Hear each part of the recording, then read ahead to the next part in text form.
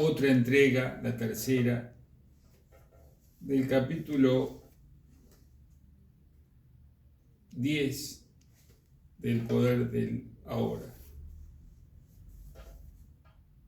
Retomamos con transformar el sufrimiento en paz. Leí sobre un filósofo estoico de la antigua Grecia que cuando le dijeron que su hijo había muerto en un accidente respondió: sabía que era inmortal. ¿Esa es la entrega? Si lo es, no la quiero. Hay algunas situaciones en que la entrega parece antinatural e inhumana.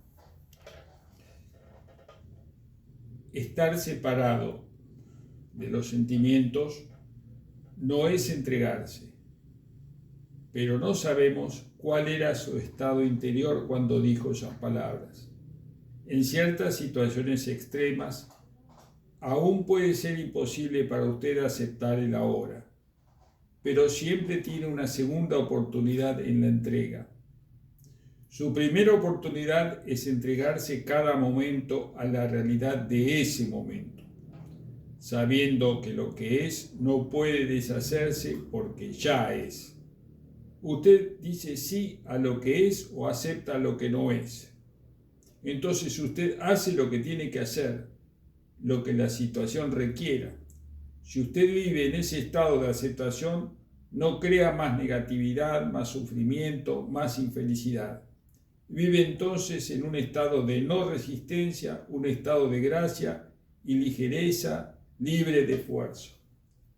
Siempre que sea incapaz de hacer esto, siempre que pierda esa oportunidad, bien porque no está generando suficiente presencia consciente para evitar que surja algún patrón de resistencia habitual e inconsciente, o porque la condición sea tan extrema que es absolutamente inaceptable para usted, usted está creando alguna forma de dolor, alguna forma de sufrimiento. Puede parecer que la situación es la que crea el sufrimiento, pero en últimas no es así. Es su resistencia la que lo crea, la que crea el sufrimiento. Aquí está su segunda oportunidad para la entrega. Si usted no puede aceptar lo que hay afuera, acepte lo que hay adentro. Si no puede aceptar la condición externa, acepte la condición interna. Esto significa: no se resista al dolor, permítalo estar ahí. Entréguese a la pena, la desesperación o el miedo, la soledad o cualquier forma que el sufrimiento tome. Sea testigo sin etiquetarlo mentalmente. Abrácelo. Entonces vea cómo el milagro de la entrega transmuta el sufrimiento profundo en paz profunda. Esta es su crucifixión. Deje que se convierte en su resurrección y ascensión. No veo cómo puede uno entregarse al sufrimiento. Como usted mismo señaló, el sufrimiento es una falta de entrega. ¿Cómo podría uno entregarse a la falta de entrega? Olvide la entrega por un momento. Cuando su dolor es profundo, toda charla sobre la entrega probablemente parecerá fútil y sin sentido de todas formas. Cuando su dolor es profundo, usted probablemente tendrá una fuerte necesidad de escapar de él en lugar de entregarse a él. Usted no quiere sentir lo que siente. ¿Qué puede ser más normal? Pero no hay escapatoria, no hay modo de salir. Hay muchos pseudoescapes: el trabajo, la bebida, las drogas, la ira, la proyección, la supresión, etc. Pero no lo liberan a usted del dolor. El sufrimiento no disminuye en intensidad cuando usted lo hace inconsciente. Cuando usted niega el dolor emocional, todo lo que usted hace o piensa, así como sus relaciones, se contaminan con él. Usted lo emite, por decirlo así, como la energía que emana, y los demás lo recogerán subliminalmente. Si son inconscientes, puede incluso sentirse empujados a atacarlo o hacerle daño de alguna forma. Usted puede herirlos en una proyección inconsciente de su dolor. Usted atrae y manifiesta lo que corresponde con su estado interior. Cuando no hay salida, todavía hay un camino a través del dolor, así que no se aparte de él, enfréntelo. Siéntalo plenamente. Siéntalo, no piense en él. Siéntalo, no piense en él. Expréselo si es necesario, pero no cree un guión sobre él en su mente. Dele toda su atención al sentimiento, no a la persona, evento o situación que parece haberlo causado. No deje que la mente use el dolor para crear una identidad de víctima en usted a partir de él. Sentir compasión de sí mismo y contarles a los demás su historia lo mantendrá atascado en el sufrimiento. Puesto que es imposible apartarse del sentimiento, la única posibilidad de cambio es entrar en él. De lo contrario, nada cambiará. Así que preste toda su atención a lo que siente y absténgase de clasificarlo mentalmente. Según entra en el sentimiento, esté intensamente alerta.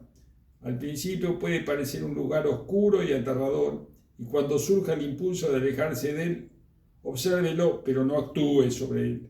Siga poniendo su atención en el dolor, continúe sintiendo la tristeza, el miedo y el espanto, la soledad, lo que sea. Permanezca alerta, esté presente con todo su ser, con cada célula de su cuerpo. Mientras lo hace, está trayendo una luz a esta oscuridad. Es la llama de su conciencia. En esta etapa usted no necesita preocuparse más de la entrega. Ya ha ocurrido. ¿Cómo? La atención plena es aceptación plena, es entrega. Al prestar atención plena, usted usa el poder de la hora, que es el poder de su presencia. En ella no puede sobrevivir ninguna bolsa de resistencia. La presencia suprime el tiempo. Sin tiempo, ningún sufrimiento ni negatividad puede sobrevivir. La aceptación del sufrimiento es un viaje hacia la muerte. Enfrentar el dolor profundo permite ser, llevar su atención a él. Es entrar en la muerte conscientemente. Cuando usted ha sufrido esta muerte, se da cuenta de que no hay muerte y no hay nada que temer. Solo el ego muere. Imagina un rayo de sol que ha olvidado que es una parte inseparable de él y se engaña a sí mismo creyendo que tiene que luchar para sobrevivir y crear y aferrarse a una identidad diferente que la del sol. ¿No sería increíblemente liberadora la muerte de ese engaño? ¿Quiere una muerte fácil? ¿Preferiría morir sin dolor, sin agonía? Entonces muera al pasado en cada momento y deje que la luz de su presencia brille fuera de ser pesado y atado al tiempo que usted pensaba que era usted. El camino de la cruz. Hay muchos relatos de personas que dicen que han encontrado a Dios a través de un sufrimiento profundo y existe la expresión cristiana, el camino de la cruz, que supongo se refiere a lo mismo. No nos ocupamos de otra cosa aquí. Hablando estrictamente, no encontramos a Dios por medio del sufrimiento, porque el sufrimiento implica resistencia. Encontraron a Dios por medio de la entrega a lo que fueron forzados por su intenso sufrimiento, por medio de la total aceptación de lo que es. Deben haber comprendido en algún nivel que su dolor era creado por ellos mismos. ¿Cómo se relaciona la entrega con encontrar a Dios? Puesto que la resistencia es inseparable de la mente, el abandono de la resistencia, la entrega, es el fin de la mente como su amo. El impostor que pretende ser usted, el falso Dios, todo juicio y toda negatividad se disuelve. El reino del ser que había sido oscurecido por la mente se abre entonces. Súbitamente surge dentro de usted una gran calma, una sensación de paz insondable, y en esta paz hay una gran alegría, y en esta alegría hay amor, y en el centro más profundo está lo sagrado, lo inconmensurable, aquello que no puede ser nombrado. No hablo de encontrar a Dios, porque ¿cómo puede encontrar aquello que nunca estuvo perdido? La verdadera vida que es usted, que usted es. La palabra Dios es limitadora, no solo por miles de años de percepción y uso equivocados, sino también porque implica una entidad diferente de usted. Dios es el mismo ser, no un ser. No puede haber relación sujeto-objeto aquí, ni dualidad, ni usted y Dios. La comprensión, el descubrimiento de Dios es la cosa más natural que hay. Lo asombroso e incomprensible no es que usted pueda hacerse consciente de Dios, sino que no sea consciente de Dios. El camino de la cruz que usted mencionó es el antiguo camino de la iluminación y hasta hace poco era el único camino. Pero no lo deseche ni subestime su eficacia, funciona todavía. El camino de la cruz es una inversión completa, quiere decir que la peor de su vida, su cruz, se convierte en lo mejor que jamás le haya ocurrido al forzarlo a la entrega, a la muerte, al obligarlo a convertirse en nada, a volverse Dios, porque Dios también es nada, no cosa. En estos tiempos, en los que se refiere la mayoría inconsciente de seres humanos, el camino de la cruz es el único camino. Solo despertarán a través del sufrimiento y la iluminación como fenómeno colectivo probablemente sea precedida de grandes conmociones. Este proceso refleja el funcionamiento de ciertas leyes universales que gobiernan el crecimiento de la conciencia y así fue previsto por algunos videntes. Está escrito dentro de otros lugares en el libro de la Revelación o Apocalipsis, aunque envuelto en una simbología oscura y a veces impenetrable. Este sufrimiento es infligido no por Dios, sino por los seres humanos a sí mismos y unos a otros, así como por ciertas medidas defensivas que la Tierra, que es un organismo vivo, inteligente, va a tomar para protegerse del asalto de la locura humana. Sin embargo, hay un número creciente de seres humanos hoy en día cuya conciencia está suficientemente evolucionada para no necesitar más sufrimientos antes de la realización de la iluminación. Usted puede ser uno de ellos. La iluminación a través del sufrimiento, el camino de la cruz, significa ser forzado a entrar en el reino de los cielos gritando y pataleando. Usted finalmente se rinde porque no puede soportar más el dolor, pero el dolor podría continuar por mucho tiempo antes de que ocurra. La iluminación elegida conscientemente significa abandonar su apego al pasado y al futuro y convertir el ahora en el punto principal de su vida. Significa morar en el estado de presencia más que en el tiempo. Significa decir sí a lo que es. Usted entonces no necesita más el dolor. ¿Cuánto más tiempo cree que necesitará antes de poder decir no voy a producir más dolor, más sufrimiento? ¿Cuánto más dolor necesita antes de tomar esa decisión? Si usted cree que necesita más tiempo, tendrá más y más dolor. El tiempo y el dolor son inseparables.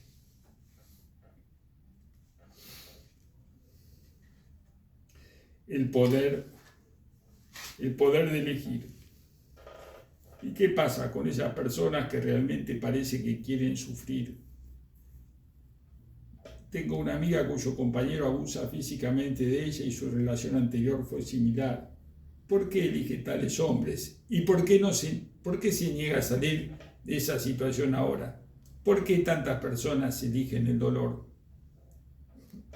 Sé que la palabra elegir es un término favorito de la nueva era, pero no es completamente exacto en este contexto. Llega a confusión, es decir, que alguien elige una relación disfuncional o cualquier otra situación negativa en su vida. La elección implica conciencia, un grado más alto de conciencia. Sin ella usted no tiene elección. La elección comienza en el momento en que deja de identificarse con la mente y sus patrones condicionados, en el momento en que se vuelve presente. Hasta que alcanza ese punto usted es inconsciente espiritualmente hablando. Esto significa que usted se siente impelido a pensar, sentir y actuar de cierto modo, de acuerdo con el condicionamiento de su mente. Por eso Jesús dijo, perdónalos porque no saben lo que hacen. Esto no tiene relación con la inteligencia en el sentido convencional de las palabras. He conocido muchas personas muy inteligentes y educadas que eran también completamente inconscientes, es decir, completamente identificadas con su mente. De hecho, si el desarrollo mental y el conocimiento no se equilibran, con un crecimiento correspondiente de la conciencia, el potencial de infelicidad y desastre es muy grande. Su amiga está atrapada en una relación con un compañero abusador y no es la primera vez. ¿Por qué? No tiene elección. La mente, condicionada por el pasado, siempre busca recrear lo que conoce y con lo que está familiarizada, incluso si es doloroso, al menos es familiar. La mente siempre se adhiere a lo conocido. Lo desconocido es peligroso porque no tiene control sobre ello. Por eso la mente le desagrada e ignora el momento presente. La conciencia del momento presente crea una brecha, no solo en la corriente de la mente, sino también en el continuo del pasado, futuro. Nada verdaderamente nuevo y creativo puede venir a este mundo, excepto a través de la brecha, ese claro espacio de posibilidades infinitas. Así pues, su amiga, al estar identificada con su mente, puede estar recreando un patrón aprendido en el pasado, en el cual la intimidad y el abuso están inseparablemente ligados. También puede estar actuando de acuerdo con un patrón mental aprendido en su niñez temprana, según el cual ella no es digna y merece ser castigada. Es posible también que viva gran parte de su vida en el cuerpo del dolor, que siempre busca más dolor del cual alimentarse. Su compañero tiene sus propios patrones inconscientes que complementan los de ella. Por supuesto, su situación es creada por ella misma. Pero, ¿quién o qué es ese yo que está creándola? ¿Un patrón mental emocional del pasado nada más? ¿Por qué convertirlo en la identidad propia? Si usted le dice que ha elegido su condición o situación, está reforzando su estado de identificación con la mente. Pero su patrón mental es ella, es su propio ser. Su verdadera identidad se deriva del pasado. Muéstrele a su amiga cómo ser la presencia observadora detrás de sus pensamientos y sus emociones.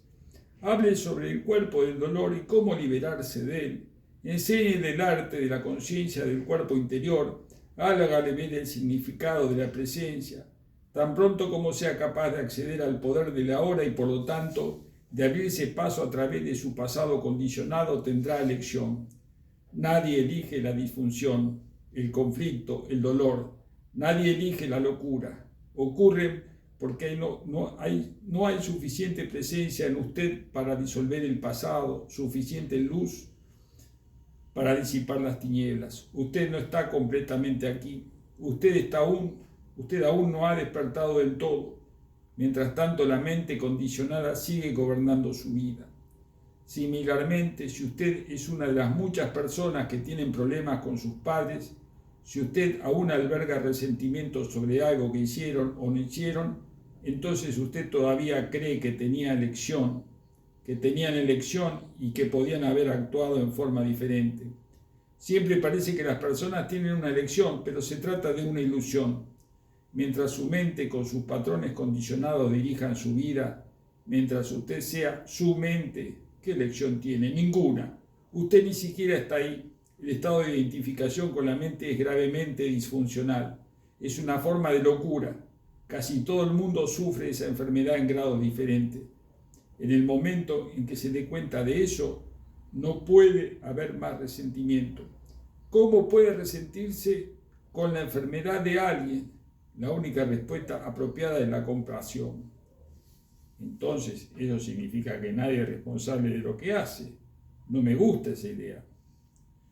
Si usted es manejado por su mente, aunque no tiene elección, aún sufrirá las consecuencias de su inconsciencia y creará un sufrimiento mayor. Usted llevará el peso del miedo, el conflicto, los problemas y el dolor. Eventualmente el sufrimiento creado así lo obligará a salir de su estado inconsciente. Lo que usted dice sobre la elección también se refiere al perdón, supongo. ¿Usted necesita estar completamente consciente y entregarse antes de poder perdonar? Perdón es un término que se ha usado durante 2000 años, pero la mayoría de las personas tienen una visión muy limitada de lo que significa. Usted no puede perdonarse verdaderamente o perdonar a los demás mientras derive su sentido de sí mismo del pasado. Solo accediendo al poder de la hora, que es su propio poder, puede haber verdadero perdón.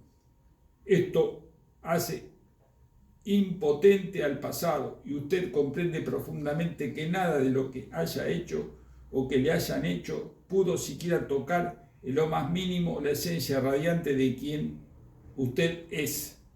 Todo el concepto de perdón se vuelve entonces innecesario. ¿Y cómo llego a ese punto de realización? Cuando se entrega a lo que es y así se vuelve completamente presente, el pasado deja de tener poder alguno, no lo necesita ya.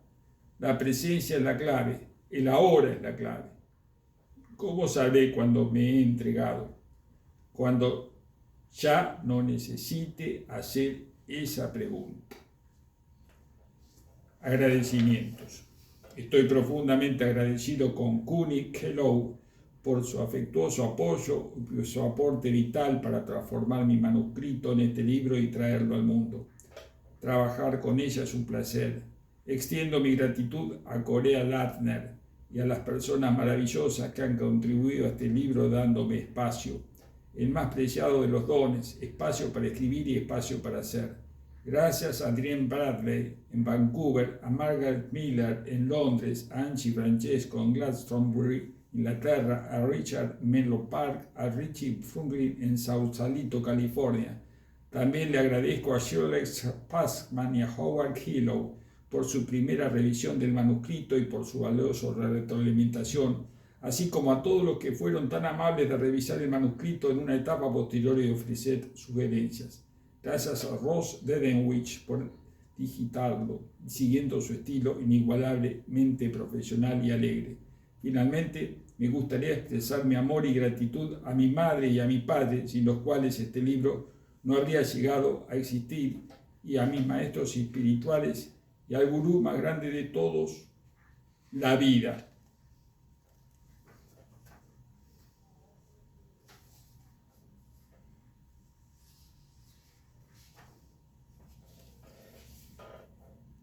Comentario final.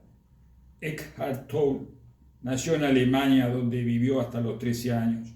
Se graduó de la Universidad de Londres, fue investigador en la Universidad de Cambridge.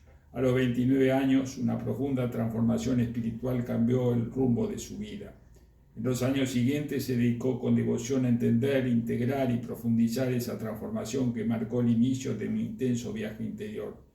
Durante los últimos 10 años ha sido consejero y maestro espiritual y trabaja con personas independientes o grupos pequeños en Europa y América del Norte.